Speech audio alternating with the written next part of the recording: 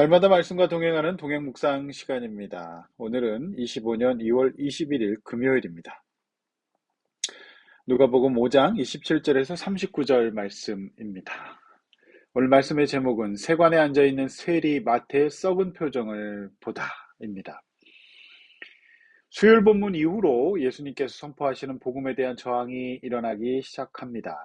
오늘 본문에서는 당시 최악의 죄인이었던, 아무도 상종하지 않았던 죄인의 상징, 레위를 부르신 사건과 이에 대한 당시 종교 지도자들의 반응, 그리고 예수님의 이 대응에 대한 말씀입니다. 새 포도주는 새 부대로 유명한 오늘 본문이 주는 교훈은 무엇일까요? 말씀 봅니다. 그 후에 예수께서 나가사 레위라 하는 세리가 세관에 앉은 것을 보시고 나를 따르라 하십니다.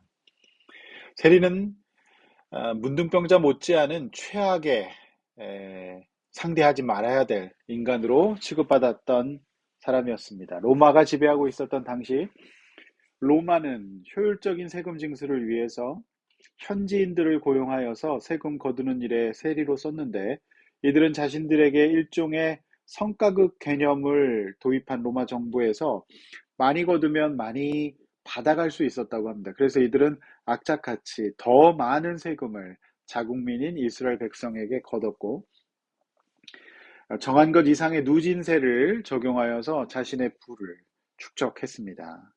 우리나라로 치면 최악의 친일파 이완용 같은 인물이었던 것이죠.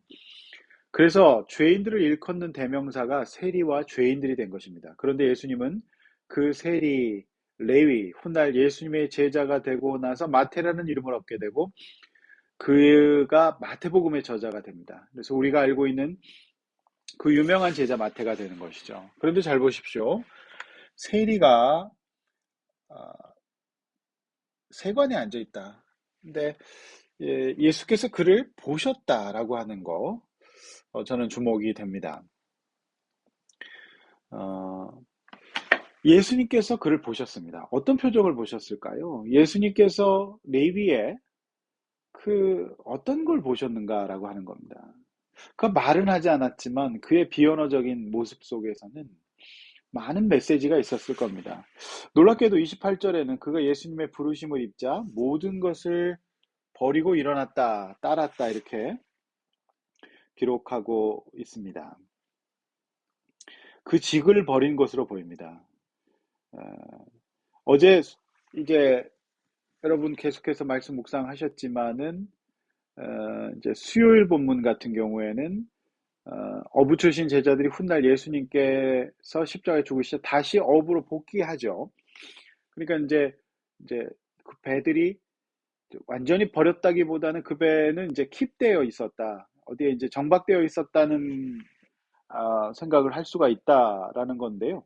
레위는 이 복귀할 수 있는 성격이 아닌 그 직, 이 정말 황금알을 낳는다는 그 노른자 자리였던 그 세리직을 버린 겁니다. 어떻게 그럴 수 있었을까요? 29절 레위가 예수를 위하여 자기 집에서 큰 잔치를 하니 세리와 다른 사람들이 많이 함께 앉았다. 지금 이제 마태, 이제 훗날 마태죠. 예수님을 위하여 자기 집에서 큰 잔치를 합니다. 워낙 부자였기 때문에 세리와 함께 다른 사람들이 앉아서 식사할 정도로 아주 큰 성대한 잔치를 마련했습니다. 아마도 이 잔치에 참석한 사람들은 동료 세리들이나 당시 사회에서 죄인이라고 낙인 찍혔던 사람들일 것으로 보입니다. 그는 예수님을 위한 이 잔치에 돈을 아끼지 않습니다. 큰 잔치라고 했거든요. 성대한 잔치였을 겁니다. 왜냐하면 이미 레위는 돈은 벌 만큼 벌었습니다. 돈보다 그에게 갈급했던 것은 누군가 자신의 이름을 불러주고 자신을 사람 대접해주는 인격적인 존중이 더 필요했던 것이죠. 저는 이런 생각을 합니다. 세리라고 해서 모두 예수님의 부르심에 응답하지 않습니다. 우리가 이제 전도를 해보거나 교회 밖에 있는 분들에게 또 교회 안에 아주 연약한 믿음이 있으신 분들을 위해서 더 깊은 신앙생활을 여러 가지 권면을 해도 잘 안 듣는 분들도 계시지 않습니까? 그렇습니다. 세리 레위는 세관에서 많은 부를 쌓았지만 짐승밭도 못한 취급받는 자신의 삶이 처량했고 물질이 주는 보상의 한계를 이미 느끼고 자신의 삶에 대한 근본적인 회의와 마음의 가난함 가운데 있었던 사람이에요. 예수께서 그런 그의 가난한 마음을 아시고 그를 부르신 것이었습니다. 예수님이 지나가시던 그날 세관 앞에 앉아있는 그의 얼굴은 이미 세상의 물질과 성공이 줄 수 없는 정말 썩은 얼굴로 그 자리에 앉아 있었던 것입니다. 예수님께서 그 레위의 가난함, 얽매인, 그리고 부자유, 은혜 없는 것을 아시고 그에게 진정한 풍요와 자유, 보지 못했던 영적인 하나님의 나라, 이 회개와 용서 이런 것들을 주시기 위해서 그를 부르셨고 그때가 바로 그때가 구원의 때가 된 것이죠. 그래서 그와 함께 그 직을 버리고 따랐던 것입니다. 따라서 우리는 1, 2, 3절의 말씀을 보면서 한 두 가지 정도를 깨닫게 됩니다. 하나는 사람의 구원에는 이처럼 때가 있다는 겁니다. 그 때가 굳이 꼭 가야만 될까라는 어떤 생각을 하게 되는데요. 그런데 이 구원에는 때가 있어서 아직도 돈이 좋고 세상이 좋고 그 세리직이 좋은 사람은 아, 결국 그 자리에서 깊은 공허와 자괴감을 느끼는 이 바닥을 찍어야 됩니다. 그러니까 그때까지 우리가 포기하지 말고 기도하면서 기다려 줘야 된다는 것을 알게 되고요. 또 하나는 우리 예수님께서 레위와 같은 저와 여러분들을 아시고 그때가 되어서 가장 적절한 때에 불러주셨다는 것에 대한 감사가 있어야 할 것 같습니다. 이제 반응이 나옵니다. 역시나 바리새인과 서기관들이 이제 역할을 합니다. 바리새인과 서기관들이 제자들을 비방하여 이르되 너희가 어찌하여 세리와 죄인과 함께 먹고 마시느냐. 30절 예수님과 제자들을 비방하면서 어찌하여 세리와 이 죄인들이 함께 먹고 마시냐 고발하면서 말했는데요. 이제 이게 당시 율법에는 세리와 먹고 마시는 것이 금지되어 있었기 때문에 그런 것입니다.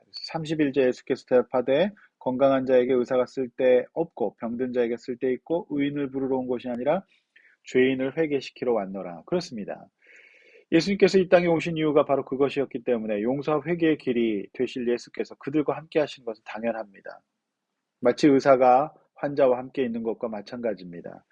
33절 이들은 이제 예수님과 요한의 제자를 비교합니다. 왜냐하면 그 사람들은 금식하고 경건한 것처럼 보이는데 당신들은 왜 먹고 마시느냐 이렇게 말하죠. 그러니까 예수님께서 34절 혼인잔치에 금식하는 사람이 어디냐 그렇지 않습니까?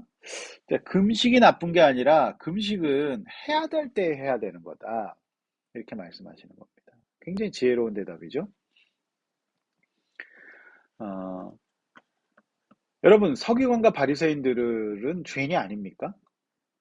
그들도 세리와 같이 똑같은 죄인입니다. 자신들도 율법을 온전히 지키지 못하는 죄인입니다. 죄인이라는 본질은 똑같아요.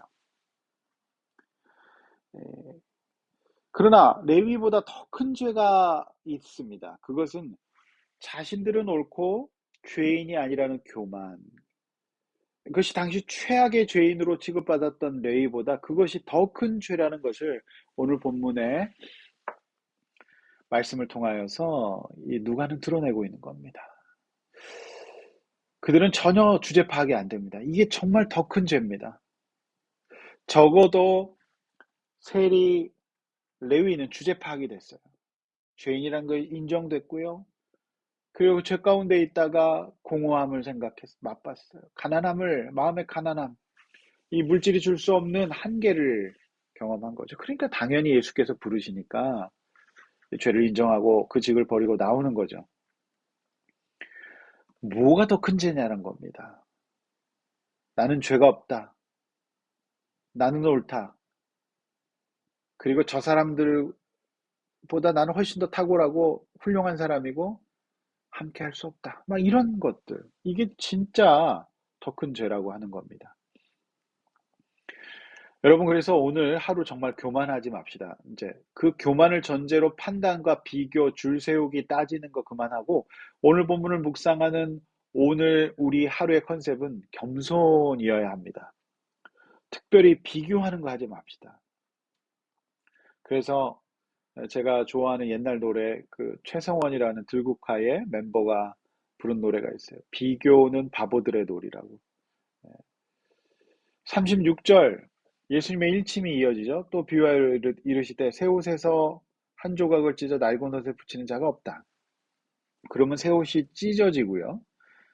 그 낡은 옷이 새 옷감 때문에 찢어지고요. 그 다음에 37절 새 포도주는 낡은 가죽 부대에 넣는 자가 없다.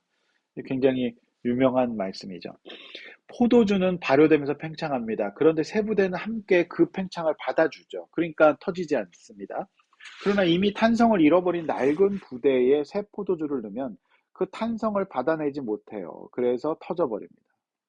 오늘 이 말씀을 잘 이해하신 분들은 예수님의 이 말씀이 너무나도 잘 공감될 겁니다.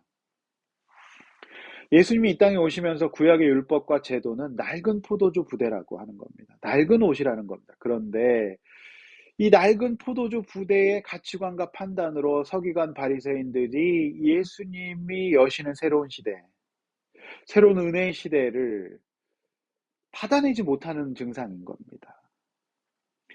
이 판이 변하고 있는데 여전히 옛날 판으로 보는 겁니다. 그래서 새 포도주이신 예수님을 새 포도주 부대가 아닌 낡은 부대의 마음으로 바라보니까 받아낼 수가 없는 겁니다. 그렇습니다. 우리가 예수님을 믿습니다. 이 말씀 어떻게 적용해야 될까요? 여전히 내가 교회 나와서 예수 믿고 신앙생활하고 공동체 생활하면서도 예전에 내가 갖고 있었던, 내가 자라면서 가정과 사회, 교육으로부터 받은 낡은 포도주 부대를 가지고 새 포도주이신 하나님과 우리 신앙생활과 우리 공동체를 담으면 안 되죠. 그러면 찢어지는 겁니다. 안 맞아요. 새로운 판을 요구하시는 겁니다. 버려야 됩니다. 그러니까 레위가 그 직을 내어놓지 않으면 거기서 신앙생활을 어떻게 하겠습니까? 이 어정쩡해서 찢어진다라고 하는 겁니다. 예수님의 이 복음, 새로운 하나님의 나라는 낡은 옷에다가 붙일 수가 없다라고 하는 겁니다. 이렇게 한번 적용해 보십시오. 여러분께서 버려야 될 낡은 포도주 부대, 낡은 옷은 뭡니까? 헌옷은 뭡니까? 그거 그대로 가지고 신앙생활, 공동체 생활 하면 안 됩니다. 여러 가지가 있을 수 있겠지만, 교만, 열등감도 있고요. 상처, 비교, 불안, 분노, 이런 거 다 내어버리고, 이제, 인정받으려는 중독, 또 교만한 거, 이런 거 정말 다 내어버릴 수 있기를 원합니다. 오늘 본문의 레위는 새 포도주 되시는 예수님, 혼인잔치의 주인공 되시는 예수님을 모시고 그것이 아무리 좋은 노른자 자리인 세관 자리일지라도 과감하게 그것을 헌옷, 헌 포도주 부대로 보고 버리고 새 포도주 부대, 새 옷을 준비했던 것입니다. 기도하시겠습니다. 하나님 아버지, 우리가 하나님의 나라, 복음, 신앙생활 하는데 여전히 교회 안에서도 낡은 옷, 낡은 포도주 부대를 가지고 복음을 담고 우리 지체들을 바라보니 공동체 생활이 어렵습니다. 그리고 거기에 대해서 자꾸 비교하고 불평하고 불만하게 됩니다.